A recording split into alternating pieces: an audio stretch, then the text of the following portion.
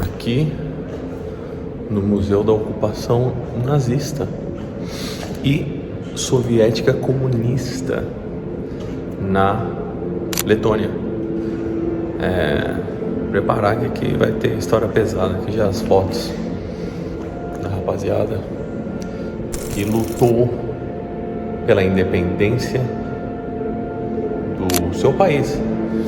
E tal qual a Estônia, eles também tiveram uma história bem parecida. Lutaram pela sua independência em 1918, depois da Primeira Guerra Mundial. E quando chegou a Segunda Guerra Mundial, acabaram perdendo também e se tornando, depois da guerra, um Estado soviético. Vamos ver. Tenho certeza que é um daqueles museus que você sai desnorteado.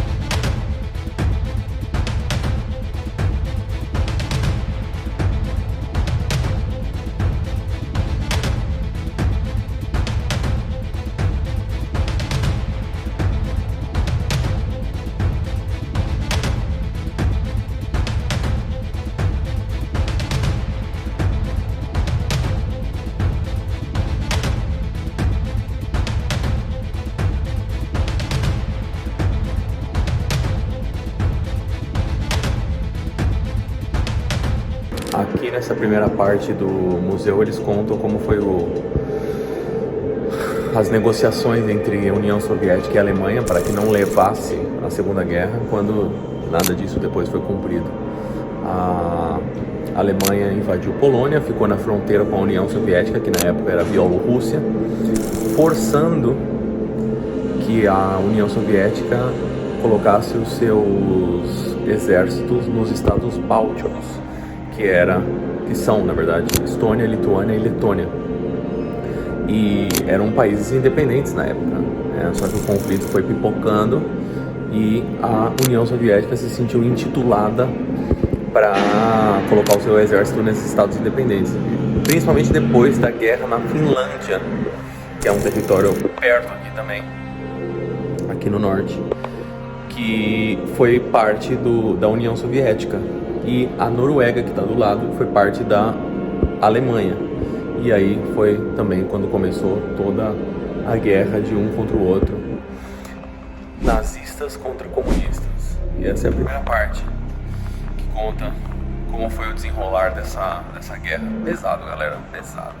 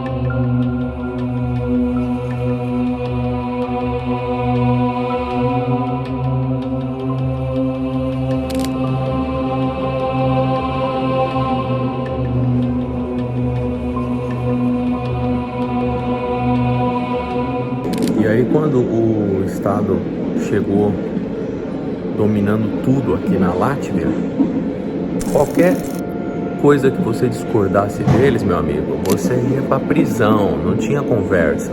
Se você discordasse das ideias, do Estado controlar tudo que é seu, se você tivesse algum sentimento de nacionalismo, da Letônia nesse caso, né? E não fosse a parte da União Soviética, você era jogado na prisão sem muita ladainha, né? Aí depois, em 1941, eles deportaram para a Sibéria e os campos de concentração de Gulag. Que se você não conhece, coloca aí no Google. Campo de concentração de Gulag. É muito parecido, se não for igual, aos de Auschwitz.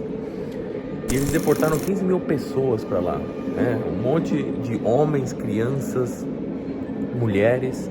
E depois, em 1949, mandaram mais 42 mil pessoas para esses campos de concentração. O bagulho é louco, mano. O comunismo não tinha essa também, não. Tinha essa, não. Se você discordasse, você já logo levava um tapa na cara, jogado na prisão. E se discordasse ainda, se os caras não fossem com a sua cara, você ia parar lá na Sibéria, congelando a sua bunda. O bagulho louco, mano.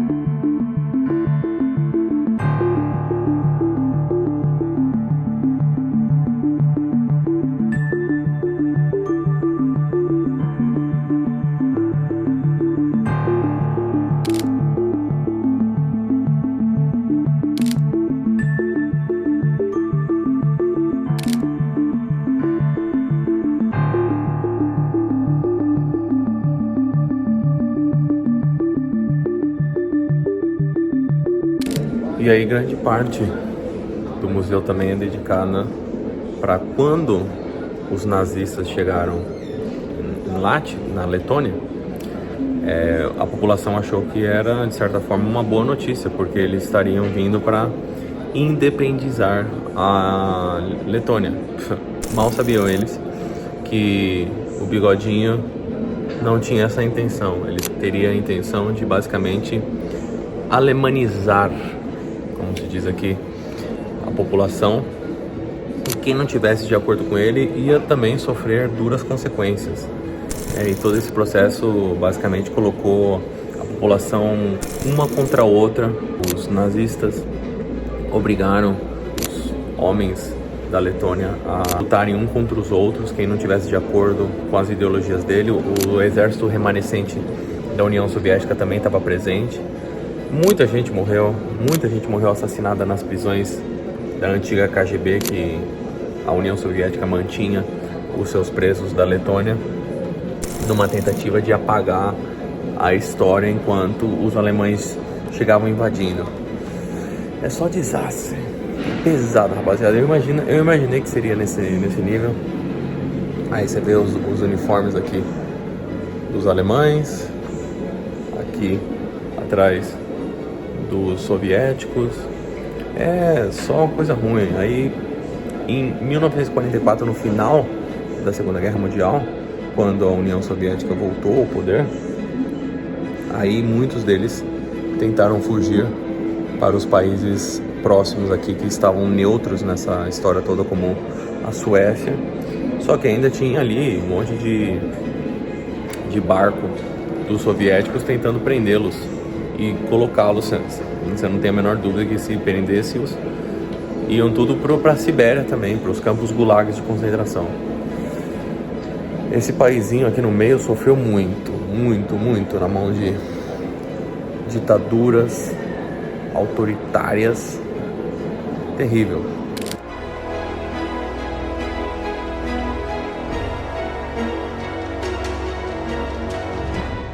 E o legal é que o museu não se limita somente à ocupação nazista durante a Segunda Guerra.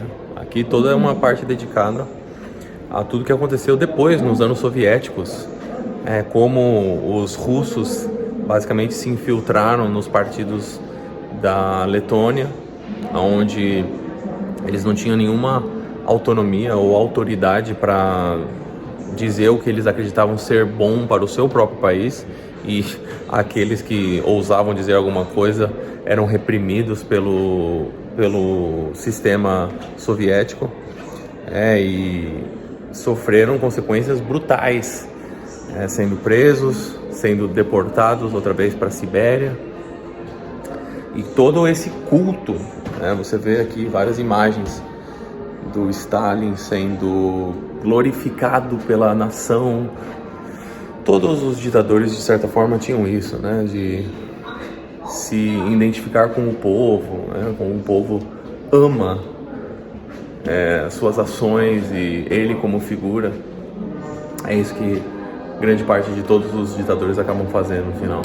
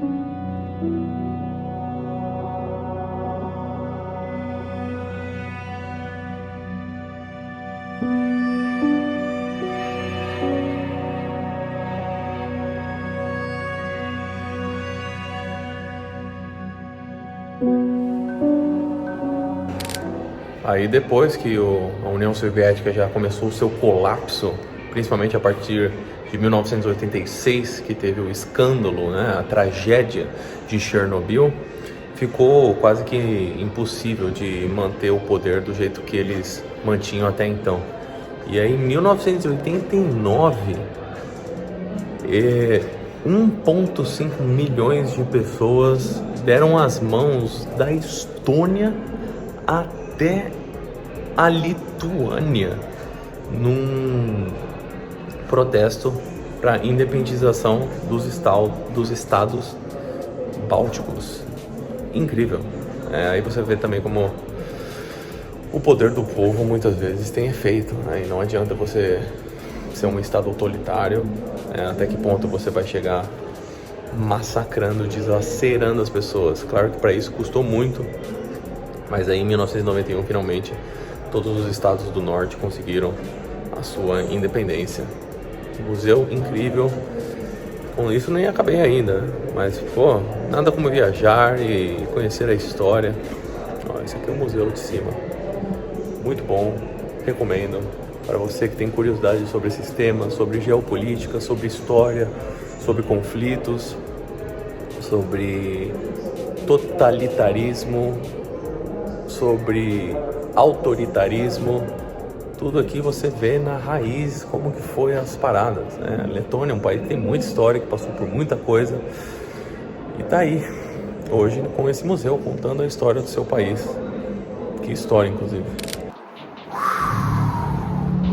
Como era de se esperar, saio deste museu da ocupação da Letônia com aprendizados, conhecimentos, e devo admitir, um baque, até mesmo emocional, por você realmente conhecer todas as histórias. Mas nada melhor do que viajar e agregar a sua biblioteca intelectual, aprender com as pessoas que viveram, que passaram por aquilo de verdade, não com o professorzinho da escola, da faculdade, com viés que vai te contar a história amassadinha do jeito que ele gostaria que tivesse sido para entrar na narrativa que ele propõe. Mas é isso. Sai uma pessoa mais inteligente, com mais conhecimento e um homem melhor, devo admitir, devo dizer. Mas é isso. Me diz aí o que você achou desse conteúdo. Vem mais por aí. Viagens, lugares, conhecimento. como sempre. Sem mimimi.